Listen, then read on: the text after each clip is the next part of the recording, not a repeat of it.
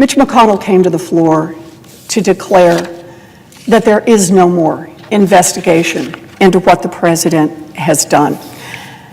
And yet, the Mueller report has made clear that there are repeated instances of obstruction of justice.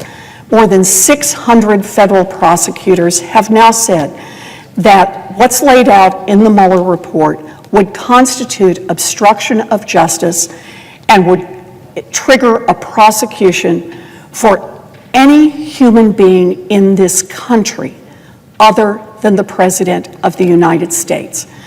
Robert Mueller put all of the facts together for us, put all of the information together for us, and abided by the Trump administration's declaration under the Office of Legal Counsel that a sitting president cannot be indicted for his crimes. He handed it over to the Congress of the United States of America to do our constitutional duty. We are a government that works by separation of powers. We are not a government that circles the wagon around a leader and says everything else falls away. Instead, we say there are powers that are given to the president and powers that are given to Congress, and each operates as a check on the other. The information that has been given to us in the Mueller report clearly constitutes adequate information to begin an impeachment proceeding in the House of Representatives. No matter how many times Mitch McConnell or the rest of the Republicans want to wish that away, it's there in black and white in the report. I urge every Republican in this chamber, I urge every Republican and Democrat in Congress, I urge every person in this country to read the Mueller report.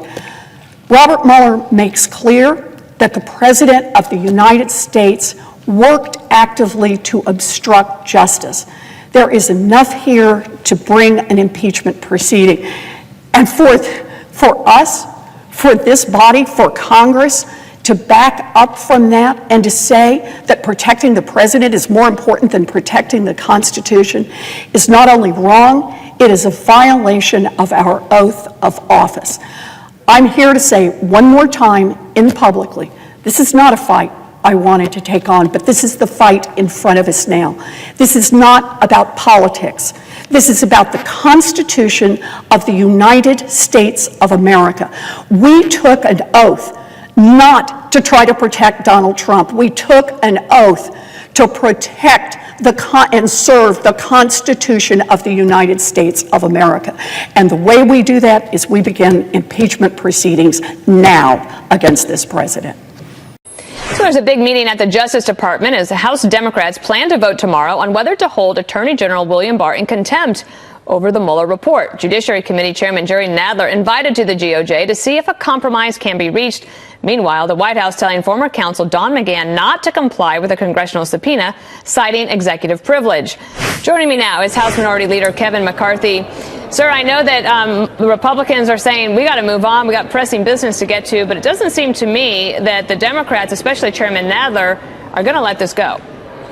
No, it doesn't seem, but if you look at what Nadler's actions have been, you question even his ability to be a chairman. First of all, at the beginning of every Congress, every committee adopts the rules for their committee. For the history of Congress, inside Judiciary Committee, they've never allowed a staffer to interview a cabinet member. After Attorney General Barr agrees to come to the committee, just as he did in the Senate, Chairman Nadler tries to change the rules of the committee. The other thing that Chairman Nadler has done, and he should know better than this, to send a subpoena down to the White House. Those aren't his papers, those are the White House papers, and he should know that in the process. But it's really beginning question on both sides of the aisle. If you watch Chairman Nadler, he's also failing in the most basic of motions of being a chairman. And if you really want to start thinking about what he's asking Attorney General Barr to do, is to break the law. So if the Attorney General will not break the law, he's going to hold him in contempt. And Chairman Nadler has not even gone down, and he has the right to do it, to read the redacted portions inside the Mueller report. Do you get the sense, Go or ahead. do you hear anything from the Democratic side, especially maybe from the Speaker's office, that she wishes that they would tap the brakes on this and try to pass some legislation? I think they would want to try to accomplish something because they've been in Congress quite some time. They're not passing anything. They're passing resolutions, not passing bills. They're now talking about contempt. They have the opportunity to actually read the Mueller report. The Speaker has haven't not. done it. Chairman Nadler has not. I have. But the interesting part here, when you look at the report, it's in 2 volumes, right? Right. Was there collusion when there's obstruction? 90% of everything in conclusion is made public, not just to Congress, but to everybody. Right. 98% of the collusion portion. The part is exactly what Nadler is looking at. 98% is already there. So why do this? Well, we'll see what they're going to do. I do want to ask you about some policy issues, though, especially on immigration, because in about 20 minutes, a group of senators, Republican senators, are going to sit down at the White House to talk about immigration. This comes on a day when, I had to clear the sleep from my eyes when I was reading the New York Times editorial today. But basically, they said, give Trump his border money. As record numbers of Central American families flee violence and poverty in their homelands, they are overwhelming United States border systems, fueling a humanitarian crisis of overcrowding, disease, and chaos. The Border Patrol is now averaging 1,200 daily arrests, with many migrants arriving exhausted and sick. Something needs to be done soon. Unfortunately, political gamesmanship once again threatens to hold up desperately needed resources. I mean, sir, this could have been written by the Republicans, and this is about emergency money. Do you think that you can get that done soon? I wish we get it done because even the New York Times understands the crisis. Everybody in America understands the crisis except the Democrats inside Congress. I was just at the border in the last month. We have never seen these types of numbers of people coming across. And what's really happening is we need to close the loopholes. We need to give the president this money. But they're continuing to withhold it just because it's President Trump requesting it. With any other president, this money would pass and we'd have a bill signed into law. We'll see if they change any of their minds. Let me also ask you about drug pricing. Obviously, in every poll for months and months, years, right, the number one issue, healthcare, one of the biggest concerns, the cost of prescription drugs.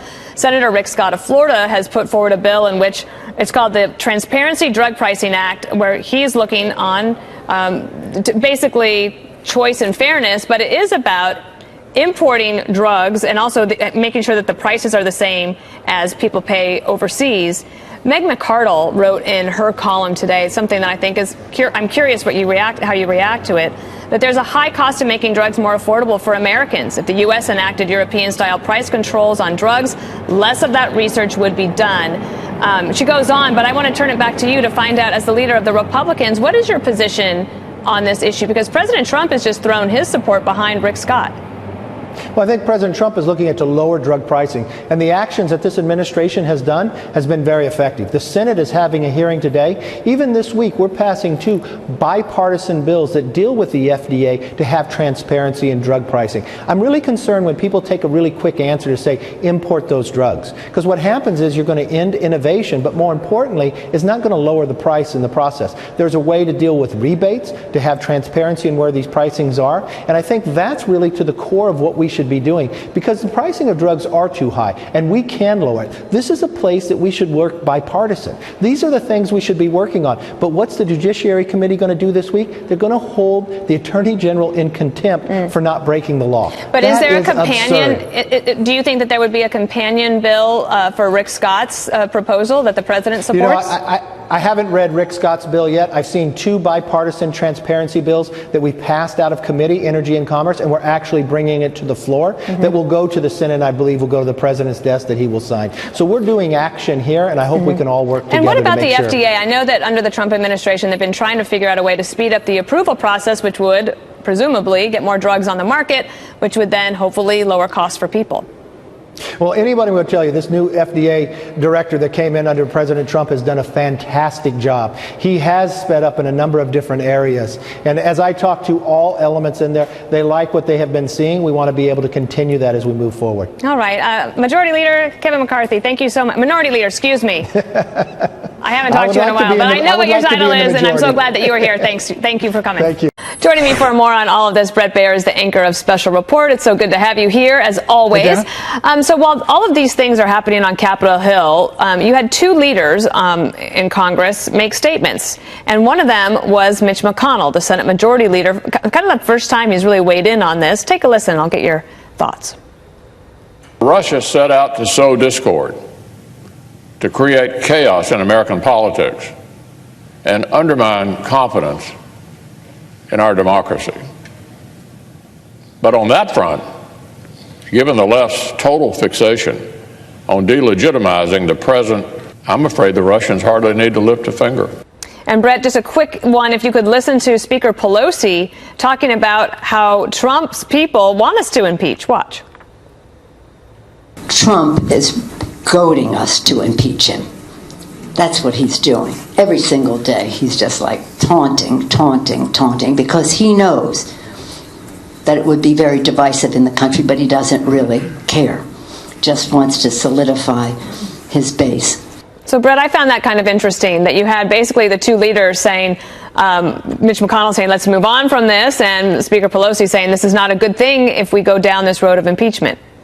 I think it's fascinating. I think Speaker Pelosi is obviously taking the track that blaming Donald Trump for the push towards impeachment, yet it's really the base of her party that is largely for impeachment. If you look at the polls, if you look at any numbers that ask this question on the Democratic side, it's pretty significant.